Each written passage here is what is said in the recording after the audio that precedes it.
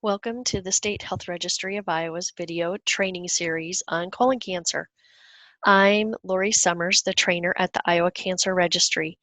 This presentation covers the EOD, the extent of disease and sum stage for colorectal cancer. This slide shows some of the history of colon staging. Clear back in the 80s and early 90s, we were using a Dukes stage. You can see that we've always had some form of sum stage in the past. We also had a different form of EOD, or extent of disease, that we used for a while. And then TNM came into play. And as many of you know, the collaborative stage from 2004 diagnosed cases all the way up through 2017. So with the 2018 diagnosis and forward, we have a new extent of disease system that we will be using. The EOD applies to every site and histology combination, including lymphomas and leukemias. And so in the AJCC, you will find certain combinations of primary sites and histologies that you might not be able to stage. But in EOD, you will be able to stage those. So we will look at the extent of disease for the primary tumor, the regional lymph nodes, and the METs at DX. Note the different schemas. Some now are based on histology and not just the primary site. For this training, we will focus on the colon and the rectum staging schema for EOD. So in the SEER RSA, these will all be listed separately, and I believe they're alphabetical. So if you're looking for a NET, neuroendocrine tumor of the colon or rectum, you'll want to go to that schema. If you're looking for an appendix of the colon or the C18.1, that has a different schema as well. If you want to look at all of the general guidelines for all tumors, that is in the general in the manual under the general guidelines. So anything in this presentation will be specific to colon or rectal cancer. These notes, these site-specific notes, will always take precedence over anything in the general rules or the general guidelines. So looking at the notes in the schema for the EOD primary tumor for colon and rectal cases, there are 5 notes.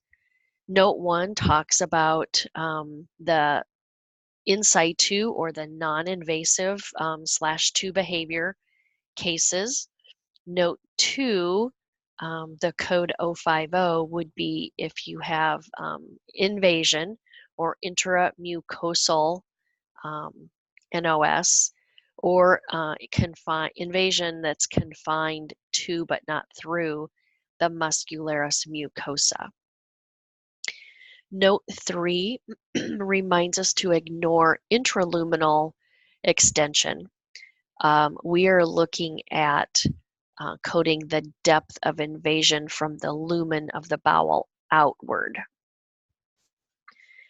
Note 4 talks about adherence to other organs, and there are some codes related to that. Think about if an op report might say the surgeon is looking at the disease and he might say that the tumor is adherent to other organs. However, if you get the path report back and you're not finding that information, those adhesions might be negative. So you can see where if you do have confirmation that the tumor is adherent, you would code in the higher code range, whereas if you have no tumor in the adhesions, you would back it back up into the lower code range.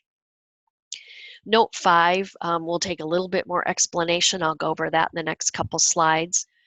Note 6 talks about involvement of the serosal surface, or remember that visceral peritoneum that we looked at in the anatomy. This can be by direct extension, or the tumor could perforate the serosa, and that would be code 500. Backing up to note 5, there are some specific and very detailed instructions comparing code 300 and 400.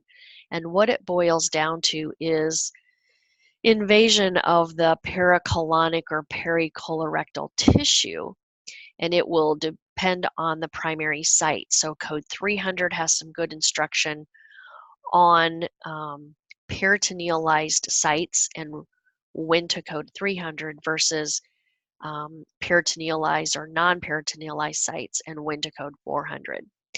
If your pathologist does not refer to or further describe that the tumor arises in a peritonealized portion of the colon, then you want to code the 300. So these are things we're going to be looking for now in the path report as we go through a colon or a rectal tumor. So code 300 is invasion through the muscularis propria. It is also invasion of the subserosal tissue or fat. And then it's invasion of the non-peritonealized pericolic or perirectal tissues. In the orange box, it tells us what those tissues are. So the posterior surface of the ascending colon, the descending colon, the hepatic and splenic flexure. So if you remember in the anatomy how that serosa goes around the anterior surface, but it does not cover the posterior surface of those parts of the colon. It also does not cover the middle third of the rectum and the lower third of the rectum. Then looking at code 400, this involves if the mesentery is invaded, if the pericolic or perirectal fat is invaded, and then also invasion of these peritonealized pericolic or perirectal tissues invaded. So now we're looking at the anterior or lateral surface of the ascending, descending colon and the hepatic and splenic flexure, and those are the peritonealized, which means the serosa is covering the anterior and lateral surfaces. It also includes the cecum, the sigmoid colon, the transverse colon, the rectosigmoid, and then the middle 1/3 anterior surface of the rectum. So as you are looking through your path reports, looking in your CAP summaries, these are the kinds of things that you'll want to be texting so that you will have good detail when you get ready to code your EOD primary tumor. So we've kind of talked about these codes, the 000 through 400. The codes go on up from 500 to 999. There are no specific notes regarding those codes. So we'll move on to the EOD regional nodes. Note 1, code only regional nodes or nodes NOS in this field. Anything distant will go in the EOD METS field. Note 2 for colon and rectum only. Any unnamed nodes that are removed with a colon or rectal resection are presumed regional, the pericolic or perirectal lymph nodes, and code 300 if positive. So here are the codes for EOD regional nodes. Note 000 is negative lymph nodes and no tumor deposits. Code 200 would be if you have tumor deposits, but no regional lymph nodes. 300 is where you're probably going to have most of your regional lymph nodes. There's a long list in the manual and in SHRI. So take a look at those. You probably won't need to use 800, the NOS code, very often but take a look at that long list of lymph nodes that they give you. One other thing I was going to say for the SEER or the EOD, there is no separate manual other than just the general directions. So this is in SHRI. There's no PDF of it. There's no separate manual. That's the only place you can find the EOD codes and rules is in SHRI. The EOD METs, there are distant lymph nodes for the colon, the rectum, and the rectosigmoid listed in each of these sections, so it will be a little bit easier to identify which nodes are distant. And here are the codes. There is no 99 for coding EOD METs in any site. If you don't know code 00, 99 is now used for death certificate only cases. So code 00 includes both no distant METs or unknown if there's METs. Looking at the EOD METs at diagnosis fields, these are SEER fields. If you code your EOD METs as a 0, then these METs at DX fields should also be 00.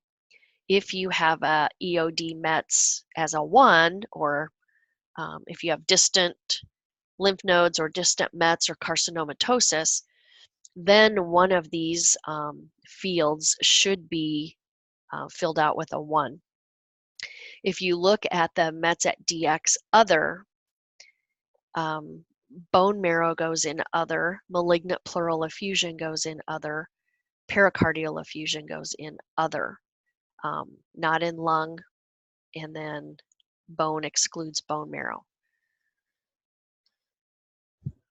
For the sum stage, this has not changed. You can find the manual online, and it is also in SHRI. For the State Health Registry, this is derived field, and for any of the COC programs, this is a directly coded field. There are 8 notes in the sum stage section for colon and rectum. And then you can see that we are deciding between local all the way through distant disease. Here are the practical application exercises on SEER Educate that go with this presentation. There are 10 colon and rectum cases that will help give you practice and confidence as you learn how to EOD stage. Here is my contact information. If you have any further questions, please feel free to give me a call.